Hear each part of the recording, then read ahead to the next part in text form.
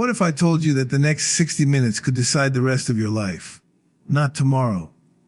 Not next year. Not when you feel ready. 1 hour, that's it. Because everything you are running from, everything you keep postponing, everything you say you'll do someday, is waiting for you inside the next 60 minutes. Most people don't lose their lives all at once. They leak them away, minute by minute, scroll by scroll, excuse by excuse, and they don't even realize it's happening. Right now, somewhere in the world, someone with the same fear as you is using 1 single hour to separate themselves from the crowd. They're not smarter, they're not luckier, they're not gifted. They're just willing to do something you've been avoiding. And that decision made in silence will change how they walk, how they speak, how they think about themselves forever. That's the difference. Not talent, not motivation, decision. You've been waiting for the perfect moment, the perfect plan, the perfect version of yourself to show up. But let me tell you something uncomfortable. That version of you is not coming. You don't become strong and then take action. You take action while you're weak. You don't become confident and then work. You work until confidence has no choice but to follow. And that transformation doesn't require a lifetime. It starts with an hour. An hour is long enough to feel pain. Long enough to confront the voice in your head that tells you to quit. Long enough to feel bored, tired, frustrated, and tempted to stop. And that's exactly why it matters. Because in that hour, excuses have nowhere to hide.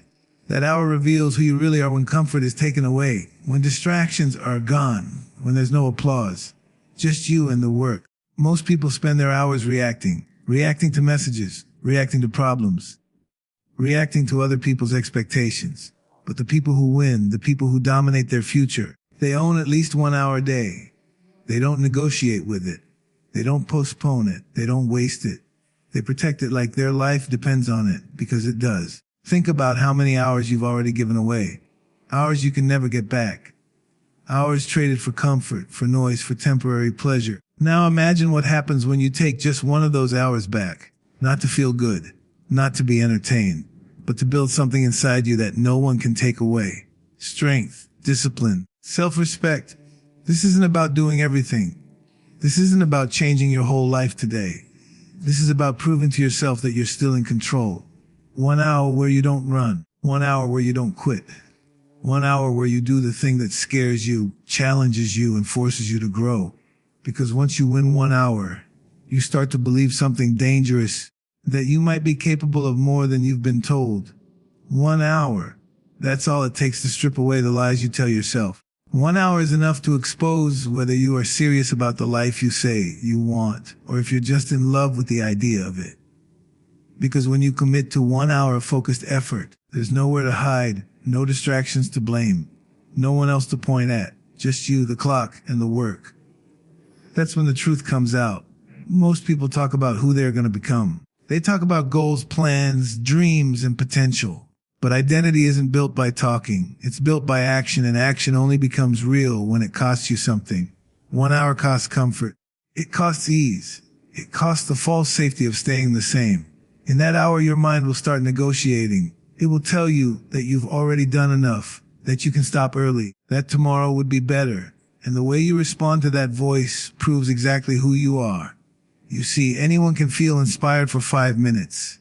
Anyone can start something when it's exciting. But an hour is long enough for excitement to die. Long enough for boredom to creep in. Long enough for discomfort to settle into your body and make you restless. That's when character shows itself. Do you lean in or do you look for an escape? Do you push forward or do you reach for comfort? That decision made quietly in the middle of that hour defines you more than any words ever could. That's why 1 hour matters more than grand plans or big promises. In 1 hour, you don't get to pretend. You either work or you don't. You either stay present or you drift away. You either fight the urge to quit or you surrender to it. And every time you choose to stay, something shifts inside you.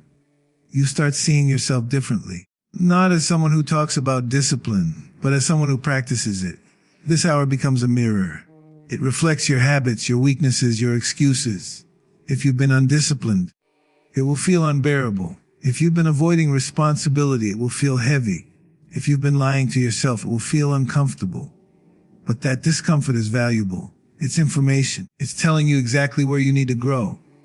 And most people avoid that feeling their entire lives because they don't want to face who they really are. But the ones who change, the ones who rise, are willing to sit in that hour and let it reveal them. They don't run from the discomfort. They don't sugarcoat it. They don't distract themselves to feel better. They accept the truth and use it. They understand that growth doesn't start with confidence, it starts with honesty. And honesty is painful when you realize how much potential you've been wasting. 1 hour is also where respect is built. Not respect from others, but self-respect. When you keep a promise to yourself for 60 straight minutes, you send a message to your mind. I do what I say I'm going to do. That message is powerful. Over time, it changes how you carry yourself. You speak differently. You stand differently. You stop seeking validation because you've already proven something to yourself in private. And don't misunderstand this hour. It's not about perfection. It's not about doing everything right. It's about staying in the fight even when you're tired, confused, or frustrated. It's about refusing to quit just because it gets uncomfortable. That refusal builds identity. It turns discipline into a habit and effort into a standard. After enough hours like that, you don't have to convince anyone of who you are. Your actions do it for you. Most people are terrified of this kind of hour because they know what it will show them. They'd rather stay busy, distracted, and entertained than face the truth. But the truth is also where your power is. Because once you see who you are in that hour, you also see who you can become. And that's dangerous knowledge. That's the kind of knowledge that forces change. 1 hour won't just prove who you are today. It will decide who you're becoming tomorrow. Every time you show up for it, you're casting a vote for a stronger, more disciplined version of yourself. And every time you skip it, you're reinforcing the identity you say you want to escape. The clock doesn't lie. The work doesn't lie. 1 hour tells the truth every single time. Pain has a bad reputation because most people only experience it accidentally. They stumble into it, panic, and run the other way. But chosen pain is different. Chosen pain is controlled. And 1 hour chosen pain can save you from a lifetime of regret if you understand what it's really doing to you. That single hour, when you decide to stay uncomfortable on purpose, becomes a line between the life you tolerate and the life you respect. Regret doesn't usually arrive loudly. It shows up quietly years later, when you look back and realize how many chances you avoided because they were uncomfortable. It's the weight you feel when you know you could have done more but didn't. And the cruel part is that regret lasts far longer than pain ever does. Pain ends. Regret stays. 1 hour of pain ends when the clock runs out. Regret can follow you for decades. In that hour, your body will resist. Your mind will complain. Everything inside you will search for an easier option. That's not a sign that something is wrong. That's the exact sign that something important is happening. Pain is the alarm that tells you you're leaving your comfort zone. And growth never happens inside comfort. It happens when you stay present while every instinct is telling you to stop. Most people avoid pain because they think it's damaging. In reality, it's avoidance that does the damage. Avoidance weakens you. It trains your mind to quit at the first sign of difficulty. It teaches you to seek relief instead of progress. Over time, that pattern compounds into a life filled with half-finished goals, unrealized potential, and quiet disappointment. That's the pain no one warns you about. The pain of knowing you didn't live up to what you were capable of. 1 hour of pain flips that script. In that hour, you face resistance head-on. You don't numb it. You don't distract yourself from it. You feel it fully and keep going anyway. And something powerful happens when you do that. You realize that pain is not as dangerous as you thought. You realize you can survive it. You realize that it doesn't control you unless you let it. That realization alone changes how you approach the rest of your life. That hour teaches you a lesson most people never learn. Discomfort is temporary, but quitting creates a permanent scar. When you quit early, you remember it. When you back out, you remember it. When you choose comfort over effort, it stays with you. But when you push through pain, even if the result isn't perfect, you gain something more valuable than success. You gain self-trust. You know that when things get hard, you don't disappear. Pain also sharpens focus. In comfort, the mind wanders. In pain, it becomes present. 1 hard hour demands your full attention. There's no room for overthinking, no space for self-pity. You're forced into the moment, forced into effort. That kind of focus is rare in a world full of distractions. And the more often you enter that state, the more control you gain over your thoughts, your reactions, and your impulses. A lifetime of regret is built from thousands of small moments where pain was avoided. 1 hour at a time, people choose the easy path, not realizing the bill will come due later. And when it does, there's no escape. You can't go back and relive those hours. You can only sit with the knowledge that you chose comfort when growth was available. That knowledge is heavy, heavier than any workout, any study session, any hard conversation you could have faced. When you choose pain for 1 hour, you're making a trade. You're trading temporary discomfort for long-term peace. You're choosing to suffer now so you don't have to suffer later. That decision builds pride. Not loud pride, not ego, but quiet confidence. The kind that comes from knowing you didn't take the easy way out. Over time, those hours add up. And one day when you look back, you won't see a life full of missed chances. You'll see proof. Proof that when it was hard, you stayed. Proof that when it hurt, you didn't run. And that knowledge will protect you from regret better than any excuse ever could. Most people want to be seen becoming someone before they've actually done the work to become anyone at all. They announce goals, post intentions, and talk about the future version of themselves as if saying it out loud somehow makes it real. But identity doesn't respond to noise. It responds to repetition. And repetition happens in private, far away from applause, far away from validation, far away from anyone who might notice or care. Who you really are is shaped in moments no one else witnesses. Early mornings when it would be easier to stay in bed. Late nights when quitting would go unnoticed. Quiet hours where there is no audience, no encouragement, and no reward except the knowledge that you showed up. That's where identity is built. Not when people are watching, but when they're not. In private, there's no performance. You can't fake effort when no one is clapping. You can't hide behind motivation when there's no one to impress. It's just you and your standards. And that's uncomfortable for most people. That's why they seek attention before progress. Attention feels like movement, even when nothing is actually changing. But deep down, the mind knows the truth. It knows the difference between who you say you are and who you prove yourself to be when no one is around. Every private action is a vote for the type of person you're becoming. And every time you choose discipline over comfort and silence, you reinforce an identity. You're not trying to convince the world. You're convincing yourself. And the self is the hardest judge of all. It remembers every shortcut, every excuse, every promise broken in private. That memory shapes confidence more than any external praise ever could. The strongest people don't talk much about what they're building because they're too busy building it. They understand that talking releases pressure. It gives the mind a false sense of completion. Work, on the other hand, creates tension. It demands energy. It requires sacrifice. And that tension is necessary. It's what forges consistency. When you keep your process private, you stay hungry. You stay focused. You stay honest. Private work also removes comparison. When no one knows what you're doing, you stop measuring yourself against others. You stop chasing timelines that don't belong to you. You stop performing for approval. Instead, you measure progress by effort, by improvement, by how often you kept your word to yourself. That kind of measurement builds something solid. Something that doesn't collapse the moment criticism shows up. In private, excuses are louder. There's no one to shame you into continuing.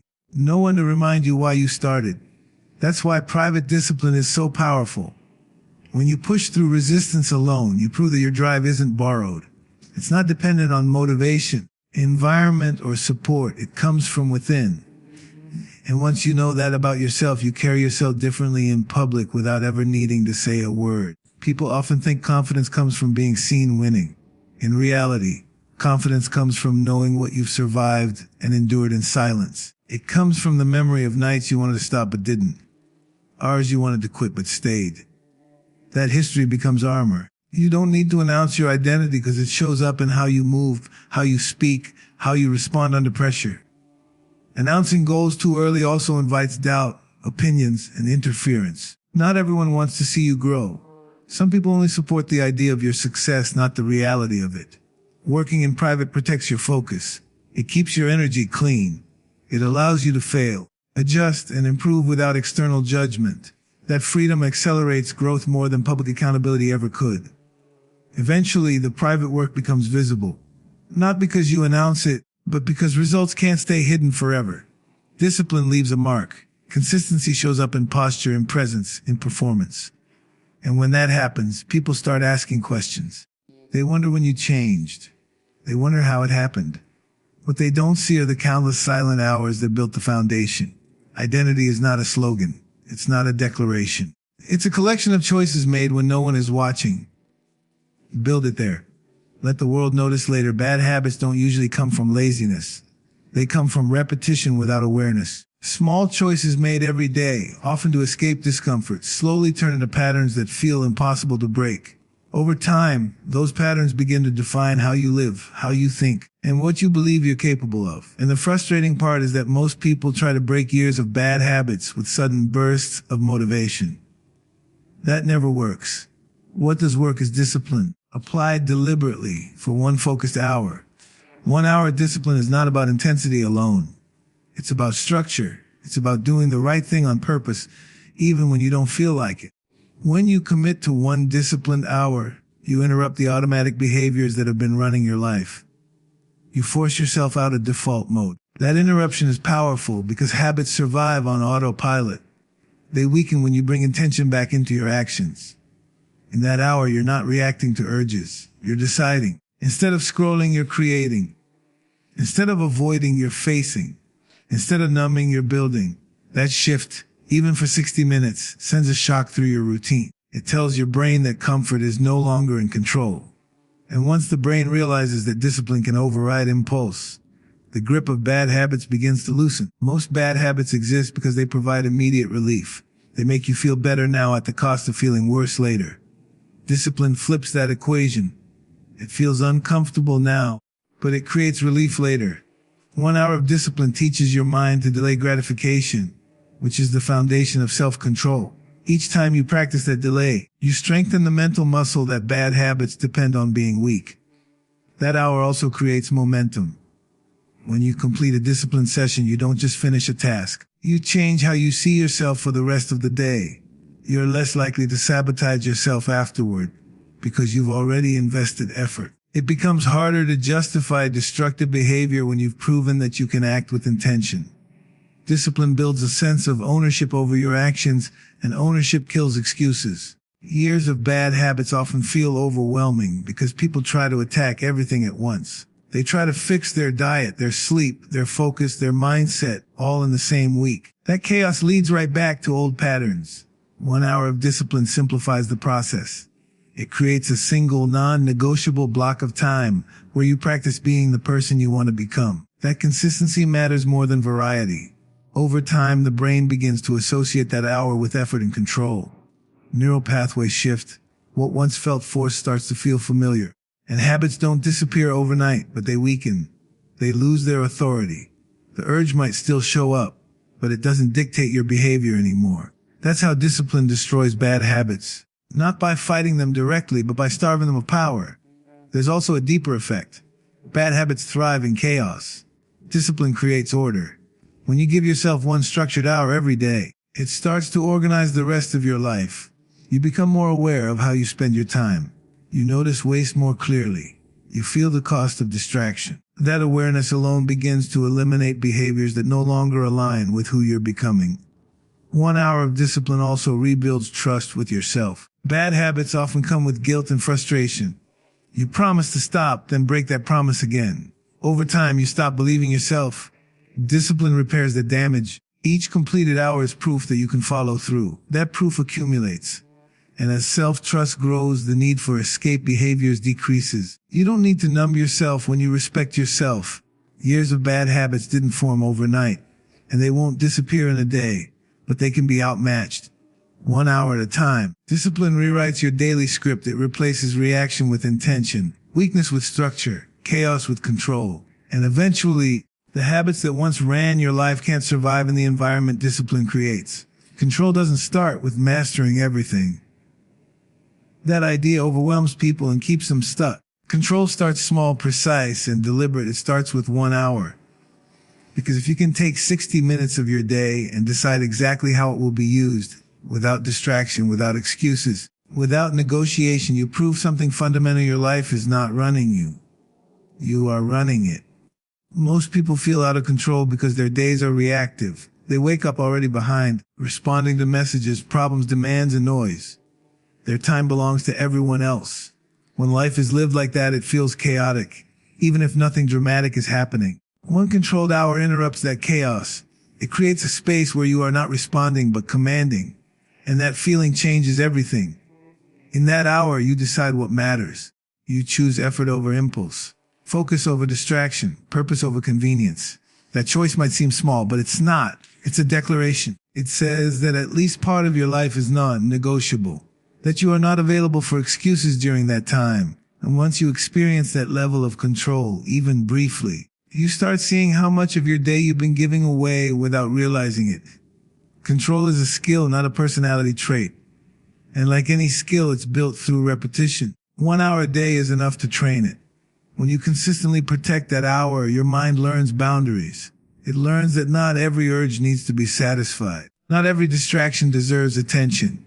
That training spills into the rest of your life. You become more intentional without trying, more aware, more selective. That hour also gives you leverage. Life problems feel overwhelming when you try to face them all at once.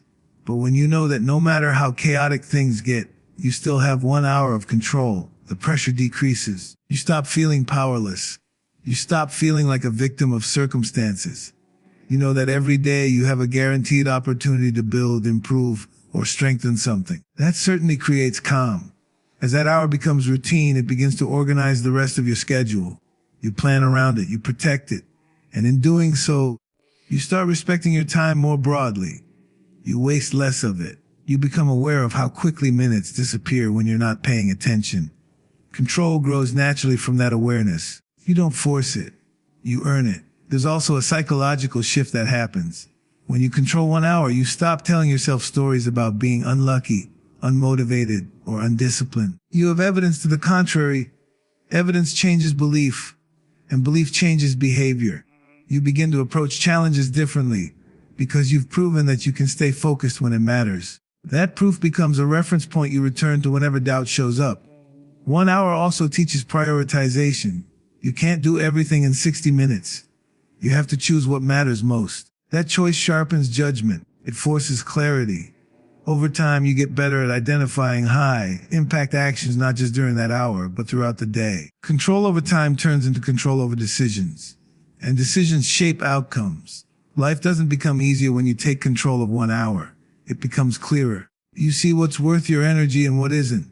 You become less reactive to noise, opinions, and pressure. That clarity is a form of power. It allows you to move forward without constantly second-guessing yourself. You trust your process because you've built it deliberately. Eventually, that 1 hour stops feeling like an effort and starts feeling like an anchor. No matter what happens, it grounds you. It reminds you that progress is always available even on bad days. That sense of agency is rare, and it's what separates people who feel trapped by life from those who feel in command of it. If you can control 1 hour, you can control your habits. If you can control your habits, you can control your direction. And if you can control your direction, you can control your life. It doesn't start with changing everything. It starts with taking 1 hour back and refusing to give it away again.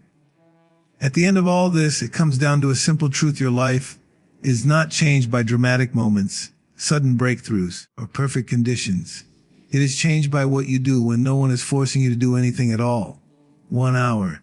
That's the battleground. That's where excuses die and identity is decided. You don't need to fix your whole life today. You don't need to know every step of the journey. You just need to stop running from the hour that asks something of you. Because that hour doesn't care how motivated you feel. It doesn't care how tired you are. It only responds to one thing, whether you show up or not. Every time you choose comfort over that hour, you are voting for the life you say you don't want. And every time you choose discipline, even when it hurts, you are building a future that cannot be taken from you. No one sees it at first. No one applauds it. But it's happening, quietly, relentlessly. One day you'll wake up and realize something has changed. Not because life suddenly became easier, but because you became stronger. You'll trust yourself more. You'll hesitate less. You'll stop begging for motivation and start demanding action. And when challenges show up, and you won't panic. You'll remember the hours you didn't quit, the hours you stayed. This is your moment to decide what kind of person you are when there's no pressure, no audience, no reward. 1 hour is asking you a question every single day. Answer it honestly. Answer it with effort. Because if you can win that hour, you won't just change your schedule, you'll change who you are.